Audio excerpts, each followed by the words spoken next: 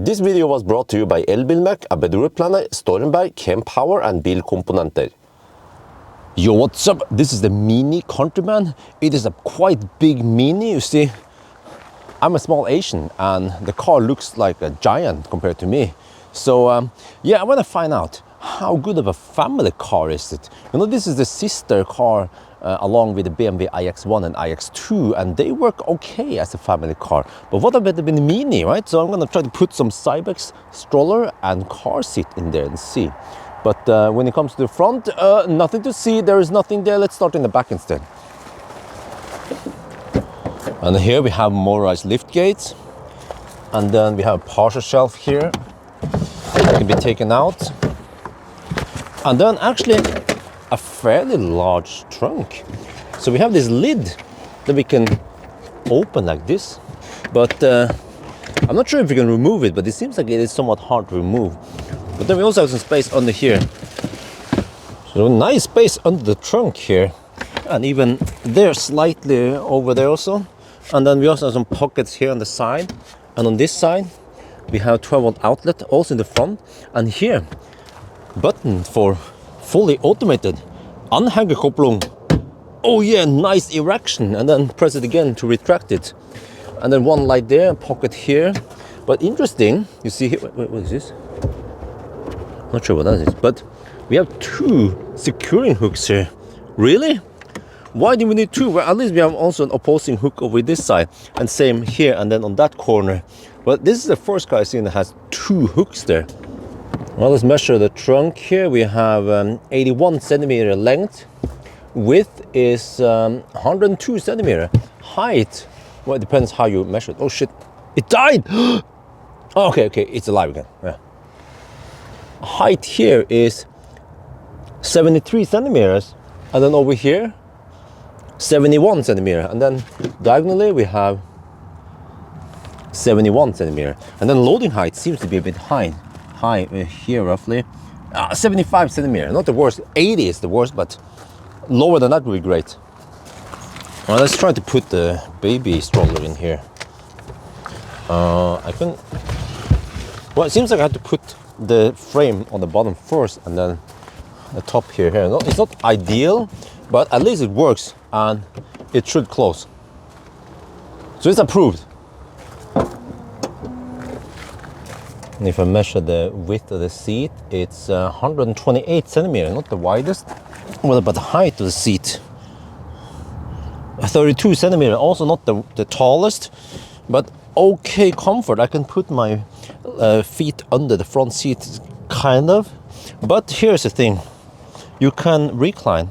So if I pull this strap here, in the most upright position, it is so weird. It is forward, kind of. But then if I move it, then it goes quite far before it clicks again. There. And this is maybe 90 degrees church bench, but then you can have several finer steps until you go the most laid back here. So this is actually okay. And the seats can be folded in 40, 20, 40 configuration. And then that means that the middle here becomes a ski opening also. And now let's check the length with the seats folded. Here behind the driver I have 160 centimeters. The passenger been pushed all the way forward, 180 centimeters, not that much. Diagonally we have, well, I'm trying to get a readout there. There, 195 centimeters, so not the biggest space here, but you have the tow hitch. And in the back seat we have lids for Isofix. Oh, I like it. It stays up there also, so you don't have a lid that you have to remove, and it is super easy to locate. Also on that side.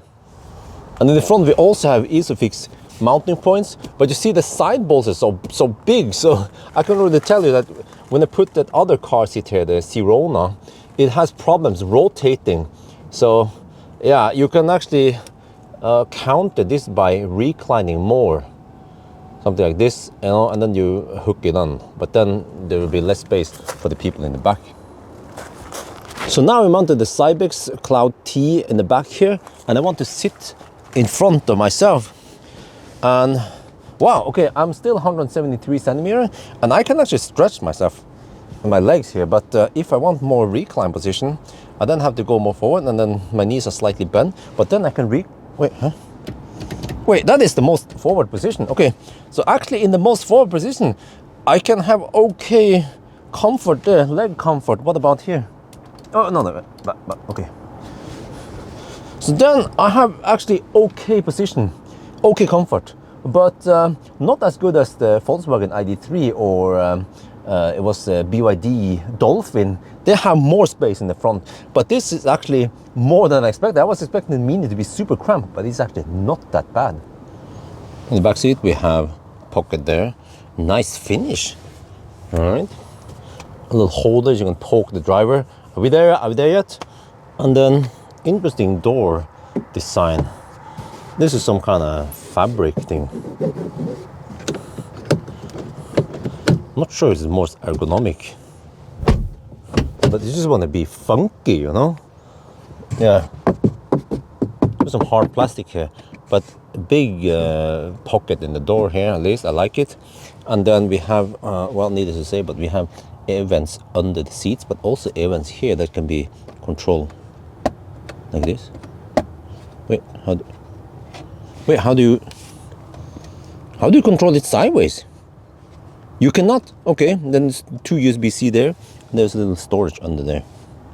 And this car actually has handles on all 4 doors. Nice. Also a little coat hook there, light there. You can turn on and off. Right. Good, right? Yeah. Ah, shit. No. Okay. Apparently you can't control the light there. All right. Whatever. And we also have panorama roof, and you can also open it for you guys who care about it.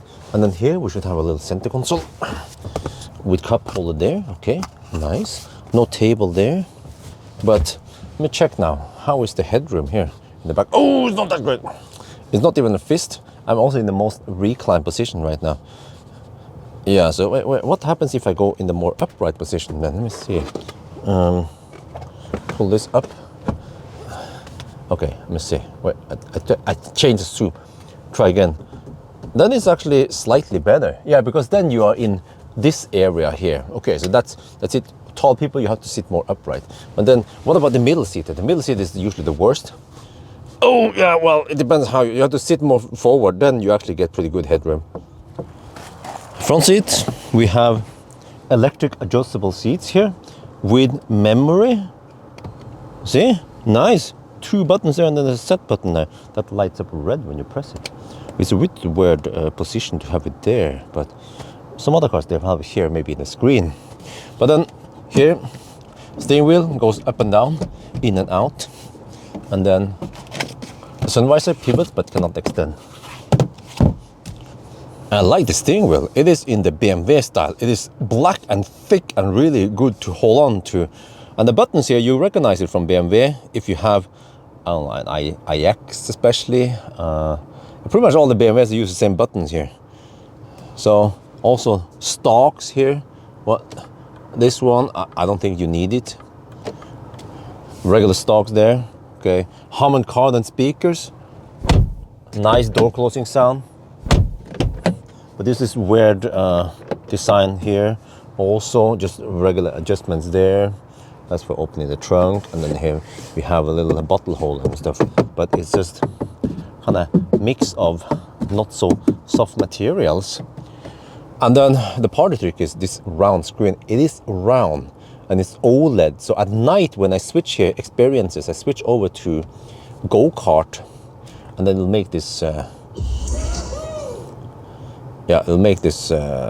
sound effect. But I can see that the black here is actually proper black. Wait, did I press something? What? Yeah. So yeah, it is like, I don't know. I could make a whole video about this screen and the user interface. It is not that great. I don't like it. It seems like they don't utilize the space that much. I'm not sure if they can utilize it that much because there's just a tiny round. How do you count it? Because normally when you have a, let's say, a 15-inch screen, you measure it diagonally. Well, here also you measure it diagonally, here to here. Yeah, okay. But how many percent state of charge do we have? Well, you have to click here to go to the speedometer. Then you see the state of charge there. But when you are in this more, when you have multi whatever info screen, then you don't see percent state of charge. right? And then if you want to change some of the music stuff, you have to go here maybe. No, I don't have the music in here, but you can go to radio maybe, right?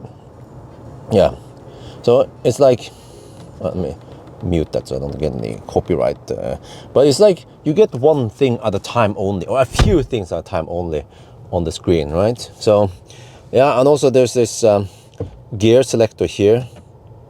Wait, I have to. Also, you have to. There's no start engine, but you have to twist this. You see, you do this twist motion. Do you also do this twist motion to? Okay, it's a toggle. Yeah, but you know where it came from, right? That motion. It came from here. The ignition used to be here in fossil car, and you would put the key in there. You twist it, right? And then you have forward, back here, and but you see exactly what I mean, right? Most cars, like when I talk about the stocks in a Tesla, you go this motion to go reverse, and you go this motion to go forward. That's just how mostly all the cars are programmed like that. So okay, there is a wireless charging pad here. It can fit an old phone like mine, Samsung Galaxy S9 Plus. It barely fits in there. Bigger phones will not fit there, unfortunately. We also have space under here for putting more stuff. We have cup holders here, and then we have this mini like box. Okay, what are you supposed to do? Okay, so I don't know what is the point of this mini box. Can you move it? Can you move it around? No. Okay, 2 USB-C there, one terminal out there, a little storage there, and then this can be slid forward and backwards, but that's pretty much it. There's no center console, because the center console is kind of here, right? But at least it has a conventional glove box to put all your gloves. And then, as I can show you, there's a light here somewhere that projects. I think it's here. It will then project light over the dashboard here at night. So it's funky indeed. Wait, we have sending data to Germany, and then we have some light switches here. We actually have one light there. So I feel like this car is kind of stripped down, right? When it comes to interior and equipment, and well, at least we have head-up display, but it's not a real head-up. It's a poor man's head-up display. So they kind of skimped out on many things, but we have at least 360 camera, and we also have augmented reality in the navigation when we use that. But okay, what matters is how is the space here, right? Whoa, plenty of headroom. Yeah, so if you're a long person, you can fit in here. So there you guys have it, the fat Mini. Yeah, it is actually a quite spacious Mini. So my conclusion is that it actually works as a family car. I didn't try to go on the family trip with the whole family here, but at least if you just want to shuttle around some kids and you have a little bit of luggage with you, it will work just fine. So it's not just a city car. You can actually use it on some trips. Okay, I haven't confirmed it, but just based on my gut feeling, it should work just fine. So that's gonna be for now. Hope you guys enjoyed this video. As always, thank you for watching, and talk to you later.